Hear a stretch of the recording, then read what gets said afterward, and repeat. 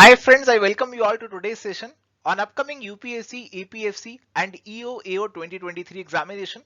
तो अकाउंटेंसी के most important MCQs पे डिस्कशन आपके साथ चल रहा है and we are already done with the first 3 parts and I hope काफी सारे कंसेप्ट्स आपके अभी तक क्लियर हो गए हैं and you are definitely going to get a competitive edge over all other aspirants जो कि इस एग्जाम की तैयारी कर रहे हैं और अकाउंटेंसी वाले पार्ट को इग्नोर कर रहे हैं। तो आपको समझ में आ रहा होगा अकाउंटेंसी एक इजी सब्जेक्ट है जिसे आप कॉन्क्वर कर सकते हैं। अब और एमसीक्यूज आपके साथ डिस्कस करते हैं और कॉन्फिडेंस को फटाफट से बूस्ट करते हैं। तो आइए let's very quickly start this session. So friends, in the EPFO EO AO 2021 examination, 116 selections were from EduTap and we are again ready for the upcoming APFC and EO AO examination. And are you guys ready for the same?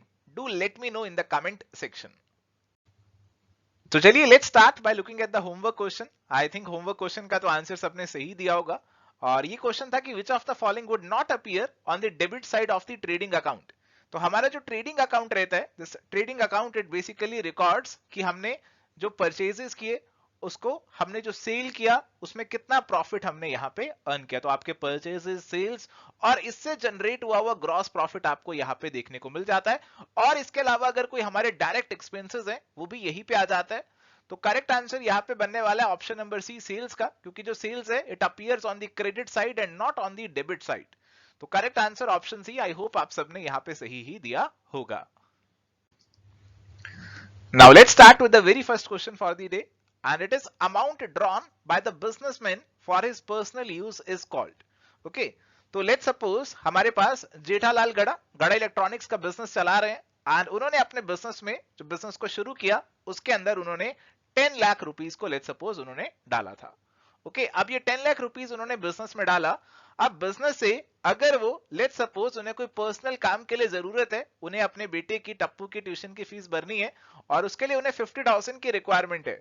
Okay, तो 50,000 जो है वो यहाँ पे अपने business में से withdraw कर लेते हैं, निकाल लेते हैं and this rupees 50,000 is going to be referred to as technically his drawings. Okay, this 10 lakh is referred to as the capital of Mr. Jethalal and this 50,000 which is being withdrawn from this business, from this capital is technically referred to as drawings.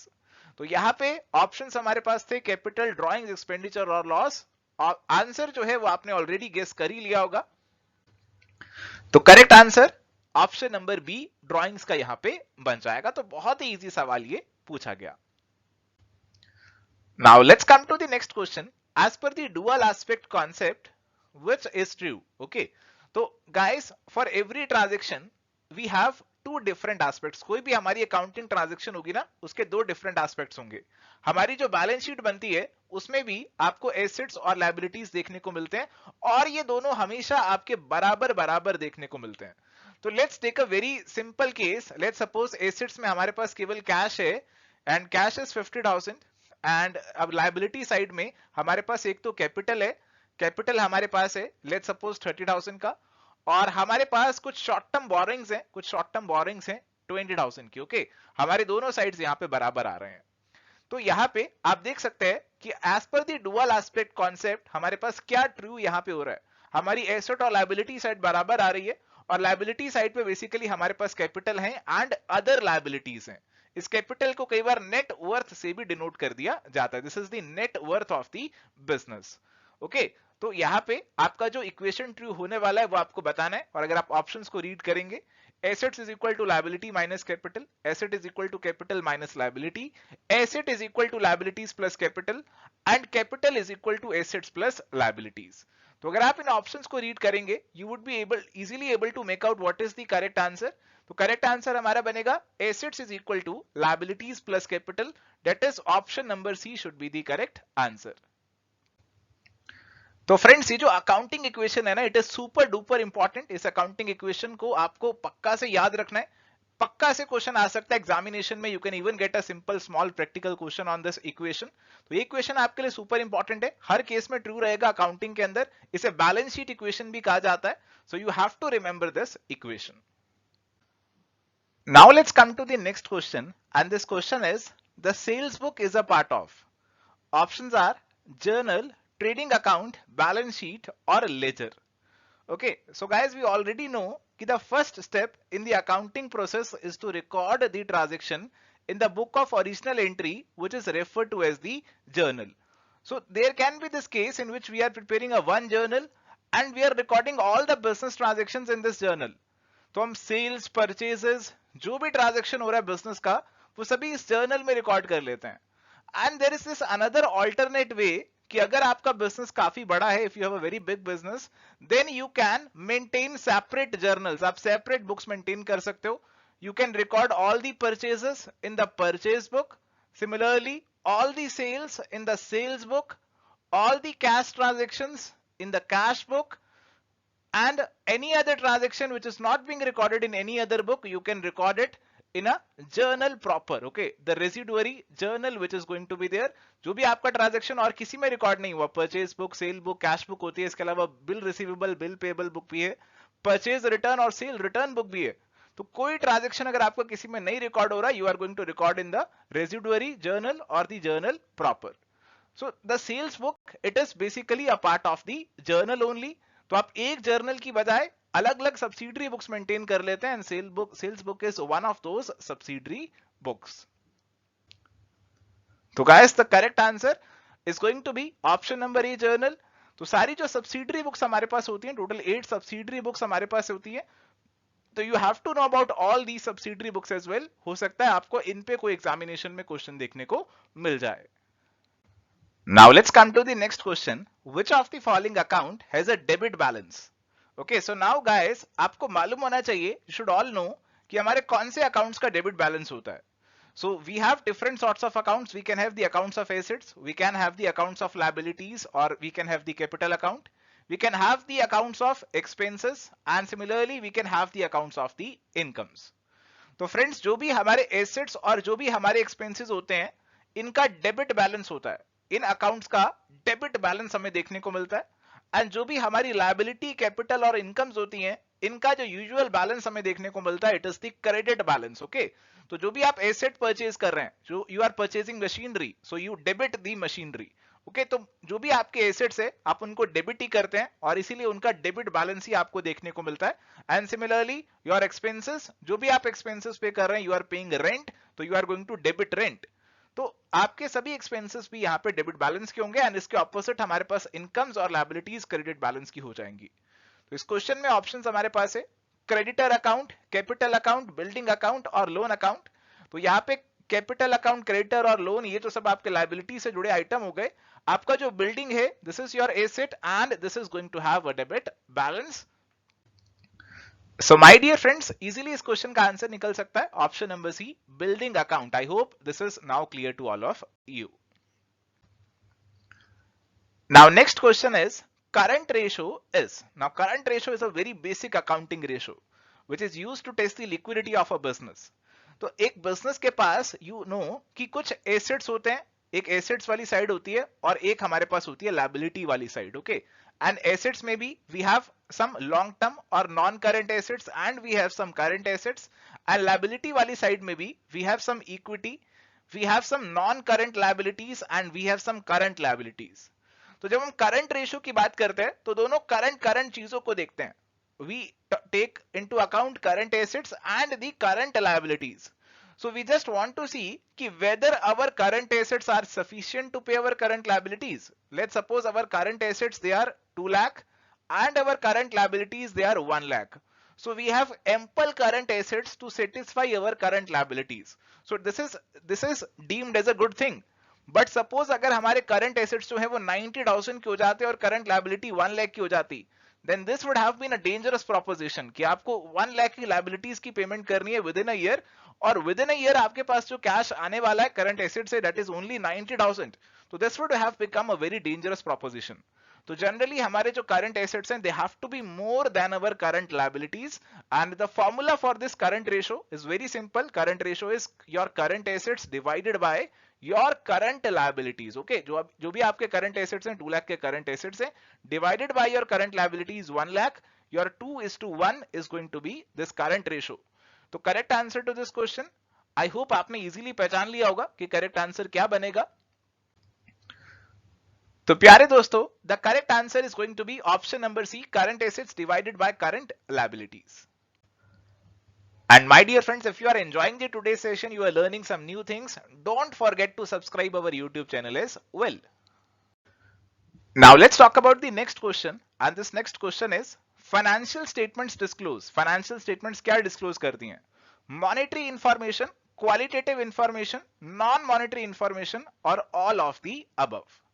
So my dear friends, the financial statements that we prepare, they comprise of the balance sheet, profit and loss statement, and the cash flow statement. And in all these statements, we are basically talking about money. हमारे जो accountants हैं उनको केवल money समझ में आते हैं, उनको केवल पैसा समझ में आता है. प्यार मोहब्बत इश्क विश्क ये सब उनको समझ में नहीं आता है, उनसे परे है, उनको सिर्फ पैसे की भाषा पैसे की बात समझ में आती है. तो हमारी जो फाइनेंशियल स्टेटमेंट्स होती है, they are only going to record the monetary information. जो भी मनी टर्म्स में इंफॉर्मेशन एक्सप्रेस हो सकती है, that is going to be recorded in the financial statements. कोई भी नॉन मॉनेटरी इंफॉर्मेशन आपको फाइनेंशियल स्टेटमेंट्स में नहीं दिखेगी. आपको ये नहीं देखने को मिलेगा कि आपके एम्प्लॉयज कितने ज्यादा ऑनेस्ट हैं, ऐसा नहीं लिखने को मिलेगा. आपको ये नहीं देखने को मिलेगा कि आपके ओनर कितने मोटे हैं या कितने पतले हैं. ऐसी कोई चीज नहीं आएगी, कोई क्वालिटी कोई नॉन मॉनेटरी इंफॉर्मेशन नहीं आएगी. सो नाउ आई बिलीव आप इजीली इस क्वेश्चन को आंसर कर सकते हैं. The correct answer option number A monetary information यहां पे बन जाएगा. Now let's come to a very interesting and a very important question. This question is which of these is not a fundamental accounting assumption. तो इनमें से कौन सा हमारा फंडामेंटल अकाउंटिंग अजम्पशन नहीं है, आपको बताना है. गोइंग कंसर्न, कंसिस्टेंसी, एक्रूवल और materiality. Okay. Now, whenever we are preparing our financial statements, so there are three fundamental accounting assumptions which are taken into account. So it is always presumed कि हमारी जो financial statements बन रही हैं, उसमें ये तीन चीजें follow हो रही हैं. चाहे लिखा गया है, चाहे नहीं लिखा गया, हम ये मानकर चलेंगे कि ये तीनों चीजें follow हो ही रही हैं. ये तीन चीजें कौन सी होती हैं? These are what you should know. Very, very important. These are going concern, consistency, and accrual. These are the three very basic things. Going concern means कि business is going to run, continue for a foreseeable period of time. अभी हम उसे बंद नहीं करने वाले. Consistency means कि जैसा हमने पिछले साल फॉलो किए थे, जो प्रिंसिपल मेथड लगाए थे, इस साल भी वैसे ही सब कुछ किया है. एंड accrual means कि हमने अपनी जो रिकॉर्डिंग करी है ट्रांजेक्शंस की, we are doing on accrual basis. हम कैश बेसिस को नहीं फॉलो कर रहे हैं, हम accrual basis पे, ड्यू बेसिस पे अपने ट्रांजेक्शंस को रिकॉर्ड कर रहे हैं.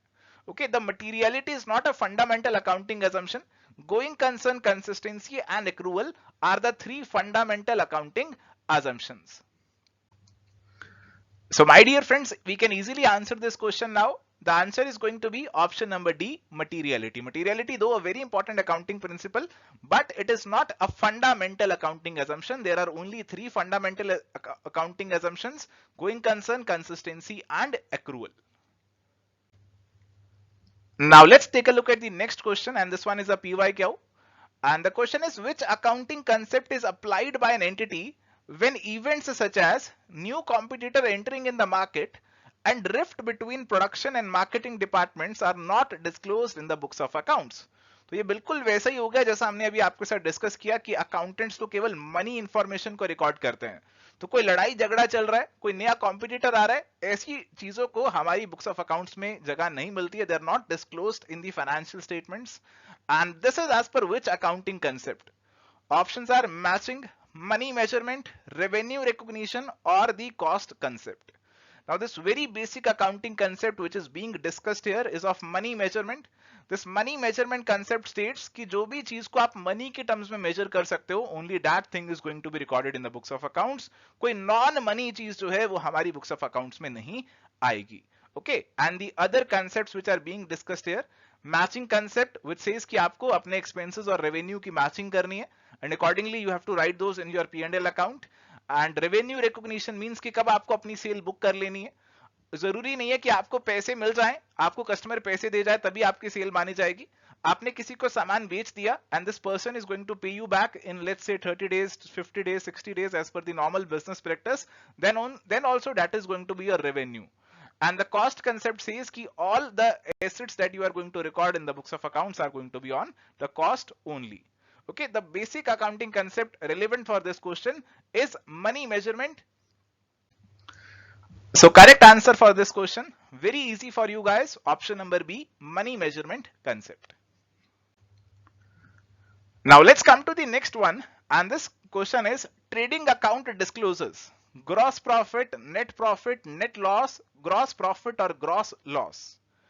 So guys, अभी तक हमने ट्रेडिंग अकाउंट के ऊपर कुछ डिस्कशन किया है and we have only talked about gross profit. हमने ओनली बात किया कि ट्रेडिंग अकाउंट के अंदर आपका सेल्स आएगा, आपका परचेसेस आएगा और आपके डायरेक्ट एक्सपेंसेस आएंगे एंड अल्टीमेटली आपका ग्रॉस प्रॉफिट यहां पे निकल कर आ जाएगा.